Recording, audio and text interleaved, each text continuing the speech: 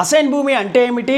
ఈ భూమిని అమ్మచ్చా లేదా? చాలామంది రైతులు, సాధారణ ప్రజలు తెలియక చేసే ఒక చిన్న తప్పు వాళ్ళ భూమి హక్కునే ప్రమాదంలో పడేస్తున్నారు. ఈరోజు మనం అసైన్ భూమి అమ్మకం సెక్షన్ 3 గురించి పూర్తిగా క్లారిటీగా తెలుసుకుందాం. ఈ సెక్షన్ ఏం చెబుతుంది?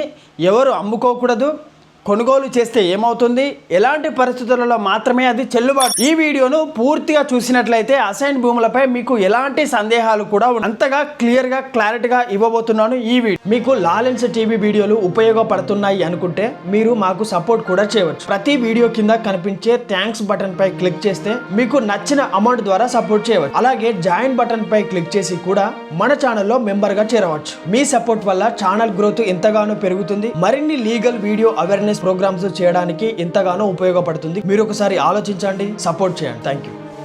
అయితే సెక్షన్ 3 ప్రకారం ఈ చట్టం అమలులోకి రాకముందుకు గాని వచ్చిన తర్వాత గాని ప్రభుత్వం భూమి లేని పేద వ్యక్తులకు వ్యవసాయం కోసం లేదా నివాస స్థలం కోసం భూమిని అసైన్ చేసి ఉంటే ఆ భూమిని ఎట్టి పరిస్థితులలోనూ బదలాయించరాదు అంటూ చట్టం మనకు తెలియదు. ఒకవేళ బదలాయింపు జరిగినట్టుగా పరిగణించబడరు. అలాంటి బదలాయింపు ద్వారా ఎవరికి కూడా హక్కులు అనేవి సంక్రమించవు. ఇతర చట్టాలలో ఏమి ఉన్నా కూడా లేదా బదలాయింపు పత్రంలో ఏమి పేర్కొన్నా కూడా ఈ నిబంధనలు అనేవి వర్తించవు అంటూ మనకు చట్టం తెలియజేస్తుంది. అయితే ఈ సెక్షన్ ప్రకారం భూమి లేని పేద వ్యక్తి తనకు అసైన్ చేసినటువంటి భూమిని ఎవరు బదలాయించరాదు. అదే విధంగా ఎవరు ఆ భూమిని కొనరు, బహుమతిగా తీసుకోరాదు, కౌలుకు కూడా తీసుకోరాదు, మార్పిడి కోరరాదు, తనఖా పెట్టుకోరాదు లేదా మరే విధంగాను పొందరాదు. అంటే అసైన్ చేసినటువంటి భూమిపై ఏ రకమైనటువంటి లావాదేవీలుగా పూర్తిగా నిషేధించబడ్డాయి అని మనకు చట్టం తెలియజేస్తుంది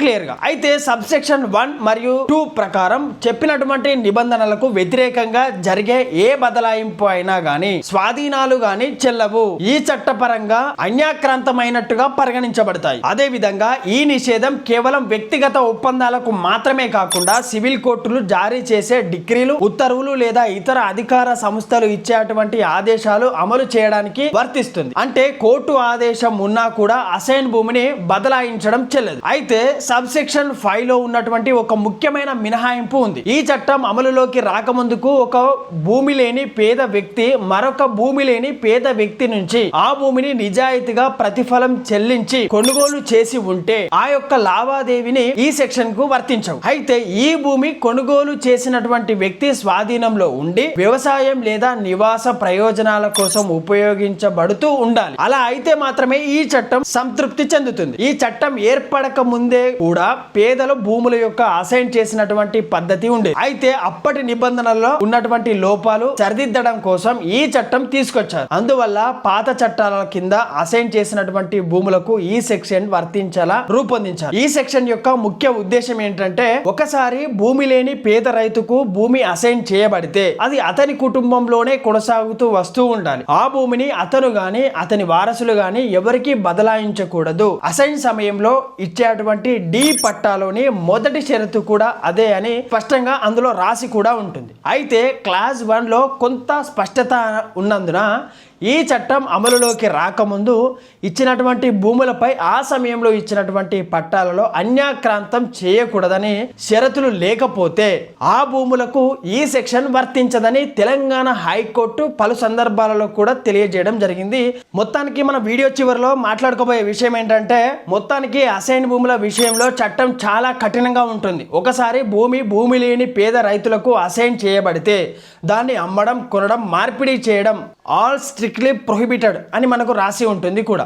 చాలామంది తెలియక చేసే చిన్న పొరపాటు భూమిపై హక్కులనే కోల్పోయే పరిస్థితికి వెళ్తుంది. మీకు ఎలాంటి డౌట్స్ ఉన్నా కూడా కింద కామెంట్లో అడగచ్చు. నేను రిప్లై చేయడానికి ప్రయత్నిస్తాను. మీ సందేహాలు, సలహాలు తీసుకోవడానికి కూడా నేను స్వీకరిస్తాను. మరొక కొత్త వీడియోతో మళ్ళీ కలుస్తాను.